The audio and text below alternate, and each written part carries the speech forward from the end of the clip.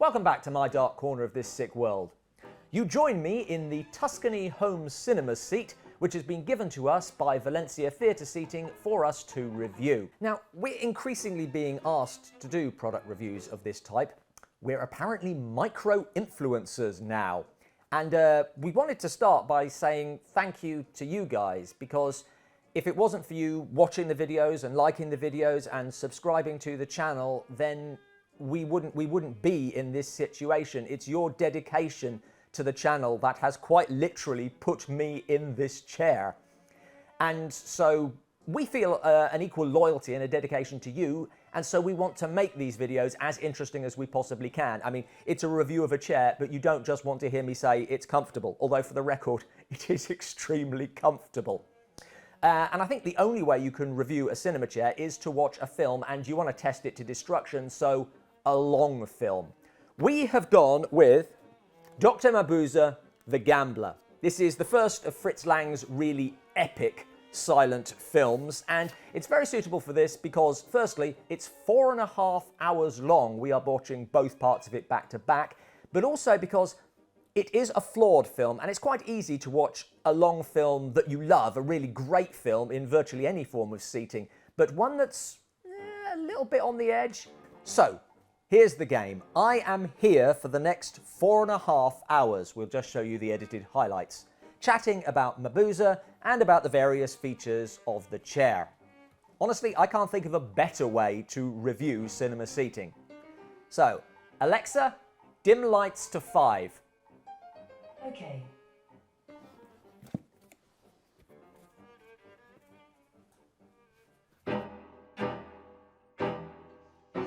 The film opened with this sort of crime procedural section where we're meeting Mabuse for the first time. Anyway, it's quite a long section, so that gives me a chance to talk about the first thing you want to do with the chair, which is to get it into a comfortable position for you to be watching a long film in. So I've got 3 bits that I can adjust. They're controlled by buttons down here. Firstly, there is the recline.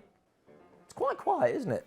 The lumbar, which is just the small of your back, and the headrest behind.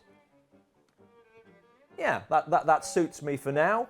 I have my beer beside me in this handy little cup holder here. And we're all ready to go. This is one of my favourite scenes. This is the stock market scene. And Mabuse is in one of the many disguises that he wears throughout the movie. And I like this because he's just sort of orchestrating all these people. And this is one of the major themes of the movie, is control. And on the subject of control, I can go up, that's down, I can go up. It does take a little time to get used to the controls. And one thing I would say, when you first get this, playing with it is what you mainly do. The other thing I can do, since this is a long film, you may want to do something as simple as charging your phone. There's a USB port down here on the same control panel that all of the buttons are run off of. You can use it to charge your phone, you can use it to power a game control, or if my mic runs out of battery, I can even plug that into the chair and we can run that off of it. This is a film that's about conspicuous consumption. It's about decadence and, to a certain extent, degeneracy. And the extremely fat guy eating is one way of looking at conspicuous consumption. Now, this is actually my biggest problem with this film, is Countess Told. Everybody is in love with Countess Told. She is very much a character of a type, and it's a type that's right for this film, but she does bug me. There, she actually says it. We are bored and tired. That, I swear, is her entire character. She's just a very droopy, limp, romantic. If she was reviewing this chair, then she wouldn't do it sitting. She'd be sort of draped across it and would be terribly bored by the chair. She'd obviously have a chair like this, a luxury item, but she'd be tired of it and of everything, and it's so difficult being wealthy. I adjusted this, and now it's not how I wanted it to be. That's better. So Mabuse and Von Wenck, the police inspector, they're meeting here in one of the great scenes in the movie, the hypnotism scene, which we're going to see some really cool effects in a minute. I'm not going to say it's the first time this stuff has been done, because people were playing tricks with cinema right from the start, but using them in this dramatic context is still pretty novel, and it's being done so well here. It's a really powerful scene. Okay, we're now 2 hours into the movie. Time for a chair update. I am still very comfortable. This is a review, so we should also touch on some of the negatives, which we haven't really mentioned yet. This cup holder here is great for my beer. That's dead now. What it's not good for is a mug. I mean, there's nothing you could do with, if you want to have a cup of tea and watch the film, there's nowhere to put it. It would be so easy to have a cover for the cup holder on which a mug, something with a handle, could sit. But we haven't got one. So this is where you can get attachments. So possibly this is why you don't have a cover, because they want to sell you the attachment. You can get a tray to fit on here. Unfortunately, that costs an extra £80. You can also get a wine glass holder, an iPad holder. All of these things separately cost £80 each. I'd rather I'll just have a tray across my knees, to be perfectly frank. So there are problems with it. But at the moment, one of them is not comfort. So yeah, back to the film. Okay, as long as we're talking about furniture, we have to mention Dr. Mabuza's couch, which is the most fantastic article of furniture. It looks like a small car covered with velvet. That's enormous. I'm not saying it's a better way in which to watch a film than this, I'm not sure. But if you want to recline while watching a film, that is an option. This doesn't look comfortable, but then you adjust the headrest as well. And I gotta tell you, this is really comfortable. I'm gonna watch like this for a while, actually. That's a very famous image of Mabuza and the devil, the painting of the devil. Once again, not a subtle film. Okay, we're now 2.5 hours in. Still not quite finished, part 1, but closing in on it. In time for another chair update.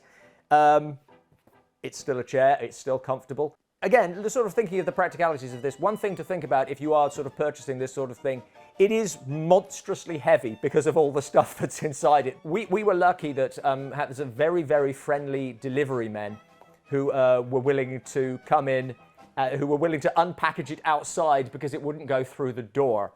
So there's these things to consider. There is a practical consideration for something like this. You've got to sort of like think ahead for that. But once again, I mean, I know I keep saying, it is very comfortable still.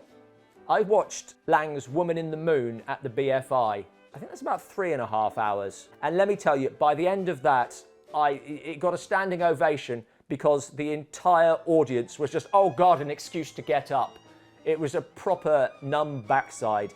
And so I'm feeling none of that with this so far. Okay. Part 1 has finished. Mabuza has kidnapped Countess Told for whatever reason. And I know I said that I was going to be here for the next 4.5 hours, but I need to use the bathroom, and although this chair is well equipped, it's not that well equipped. However, if I need to find my chair again in the dark, I can put on the under-chair lighting, which also lights up my beer, by the way. So enjoy that, if you would excuse me. Right, so we're back. This is Inferno Part 2, a character of our times. Just turn off my lights. The second part of the film is shorter. This is barely 2 hours.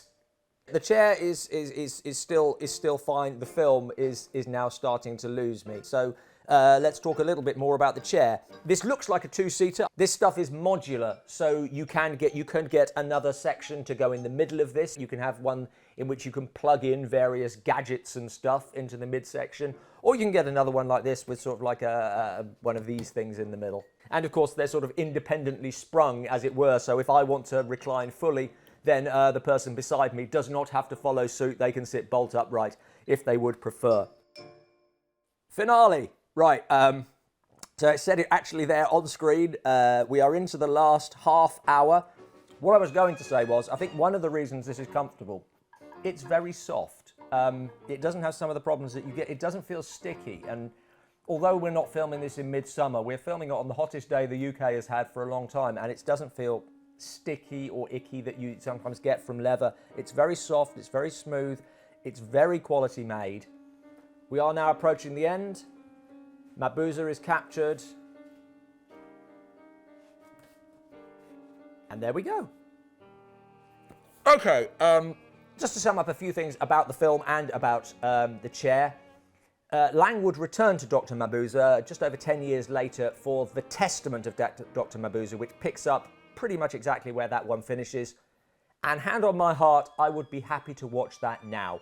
Partly because I do think it's actually the better film, even if it has lesser of a reputation, but also because I am not suffering from cinema seat backside. I keep saying the same thing. I'm sorry, but this is a really comfortable chair, and I'm laughing because this isn't the sort of thing I would buy for myself, and I am actually really pleasantly surprised by how comfortable it is. It's been a bit of an eye-opener, really. And in the end, that's what you want. If you have any form of home entertainment system, whether it's for cinema or for game consoles, something else with which I am completely unfamiliar, this is a fantastic place from which to do it. It really is. And I think that you can comfortably do it from here for hours. And plus it has all these other little features. I mean, in all seriousness, the teacup thing, it really does actually kind of bother me. But everything else is pretty much what you want. It has all these adjustable features. You can plug stuff in here. We were trying to come up with a way to express just how much you could fit in here, and we came up with a gallon of stage blood, which I imagine is the industry standard for measuring that sort of thing. So to sort of sum up, it's £2,500. It is a luxury item, but it's perfect for that home cinema environment, home entertainment system. If that's what you want, then this is right for it. We'd like to really thank Valemcia for letting us review this. There's a link to their website in the description below. Thank you so much for watching. We hope you've enjoyed it, and check out Dr. Mabuza as well.